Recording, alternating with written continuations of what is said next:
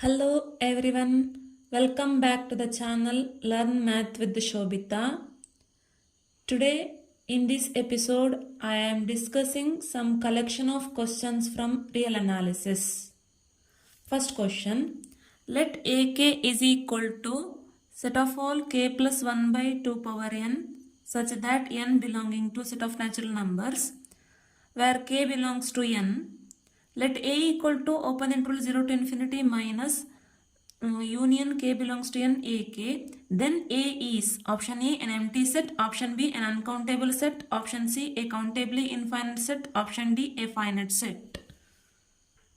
Solution, AK is equal to k set of all k plus 1 by 2 power n such that n belongs to n.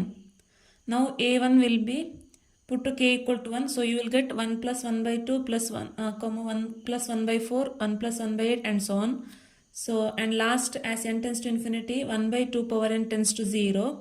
So here you will get the last element is 1. Similarly A2, the elements are put to k equal to 2, then you will get 2 plus 1 by 2, 2 plus 1 by 4 and so on. So as n tends to infinity the last element will be 2 and so on. Okay, so here all these A1, A2, A3 and so on will contain the elements 1, 2, 3. So set of all natural numbers is also included. So now union you will get the set 1, 2, 3 and so on. Also the elements of the form 1.5, 2.5, 3.5 and so on, and also elements of the form 1.25, 2.25 and so on. So this will be the union. Okay, now we have to evaluate A. A is nothing but open interval 0 to infinity minus the union. Okay, so here observe that the open interval 0, 1 here in this we are removing this union. So here the open interval 0, 1 is a subset of this set clearly. Okay. What do you mean by this set minus this set? Set of all in elements in 0 to infinity which are not in this union. Okay. So here the open interval 0, 1 is not in the union. So this A is a subset of open interval 0, 1. Clearly the open interval 0, 1 is an uncountable set. Thus set A being a superset of an uncountable set is an uncountable set. So which option is correct? The set A is an uncountable set. Here the set A is an uncountable set. Option B is the correct one. Next question. Which of the following statements is a correct statement? Option A, there are 2 rational numbers whose square is 12. Option B, there are 6 rational numbers whose square is 12. Option C, there is 6 exactly 1 rational number whose square is 12. And option D, there is no rational number whose square is 12. Okay. So suppose, let us solve this question. Suppose there is a rational number. What do you mean by rational number? A rational number is a number that can be expressed as a fraction p by q where p and q are integers and q not equal to 0. Okay. Suppose x is a rational number such that x square equal to 12. Then we can write x is equal to square root of plus or minus square root of 12, that is square root of plus or minus 2 root 3. Okay, so which is an irrational number, which is a contradiction. Okay, because we have taken x is a rational number, so such rational number does not exist. So option D, there is no rational number whose square is 12 is the correct answer. Next question, the sequence xn is equal to n cube plus 3n square by n plus 1 minus n square is option A bounded above but not convergent, option B bounded below and convergent, option C strictly increasing and convergent, option D unbounded.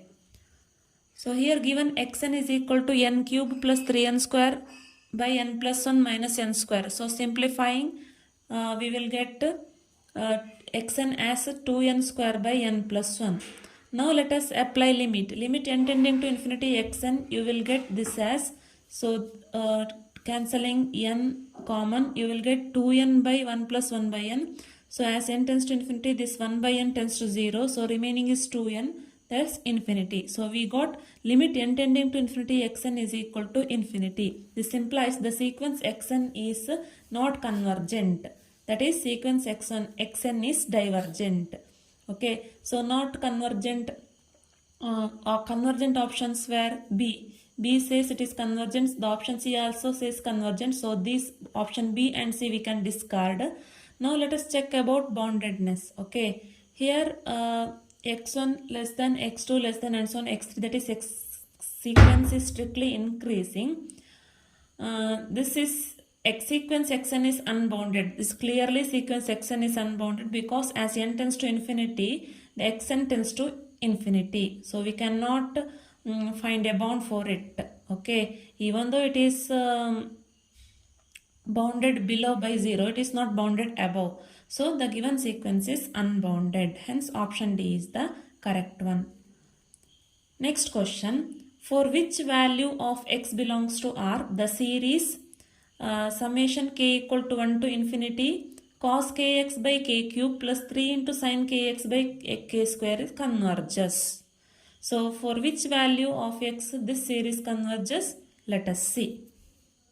Next, let us find the solution. The series cos kx by k cube plus 3 sin kx by k square can be written as summation cos kx by k cube plus 3 into summation sin kx by k square.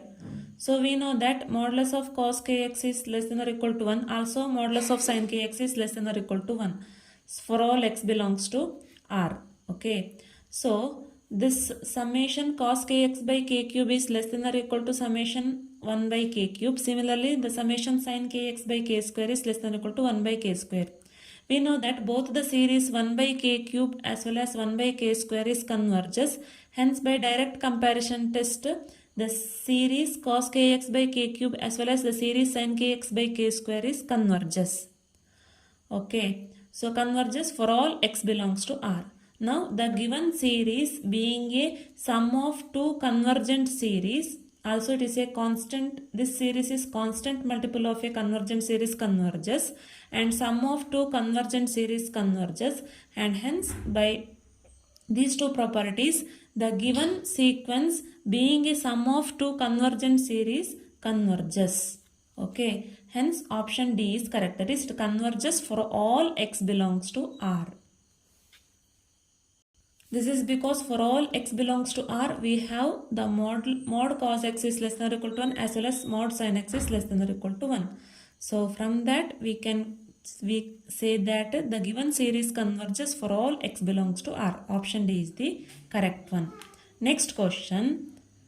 Consider Q and R, the use field of rational and real numbers, field of rationals and field of real numbers. Then which one is complete order field and which one is not? Okay, this is the question. So various options they have given. So please pause the video and check the options. I will see the answer. Okay, we know that the set Q of rational numbers is not a complete ordered field. Okay, an ordered field which satisfies the what do you mean by order field? Let us see. An order field which satisfies the completeness axioms is called a completeness axiom is called a complete order field. So what do you mean by completeness axiom? It is the least upper bound axiom or greatest lower bound axiom. So every non-empty subset of real number is bounded above has the least upper bound. This is the one of the completeness axiom. Another completeness axiom, every non-empty subset of R which is bounded below has the greatest lower bound. Okay, if any of these two satisfies, then we say that the field satisfies completeness axiom and hence it is an complete ordered field. Okay, so now let us consider a set of non-empty set of rationals such that set of all x such that x belongs to a set of rational numbers 0 less than x square less than 2. Clearly S is non-empty subset of rationals and no rational number can be supremum of S. One can verify this. This is the most important problem because here the infimum of S does not exist in Q. That is, there is no rational number whose such that supremum of S is that no natural number can be the supremum of S, but in the set of real numbers this set has supremum and supremum is 2. Okay, so hence Q does not satisfy the completeness axiom, thus Q is not complete. Okay, therefore Q is only an ordered field. Therefore R is a complete ordered field, but Q is not complete because every non-empty subset of R satisfies completeness axiom. Hence R is a complete ordered field, but Q is not complete. So option C is correct. But here Q is ordered, but Q is not complete. Okay, so let us see the options. So what they have given, both of them are complete ordered fields. This is false because Q is not complete, and Q is a complete ordered, so this is also false because Q is not complete. R is a complete ordered field, but Q is not complete, so this one is the correct one. Next, given R is a complete ordered and Q is also complete but not ordered. Here this one is false because Q is not complete but it is ordered. Next question, let S subset of R be a connected set containing irrational numbers as well as rational numbers.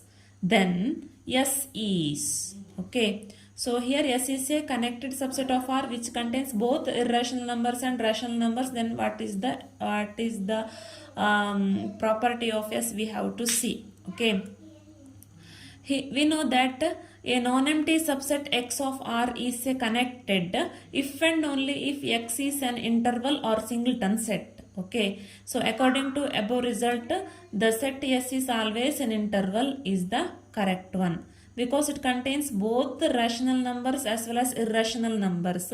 Between any two rational number there is an irrational number, and between any two irrational number there is an rational numbers.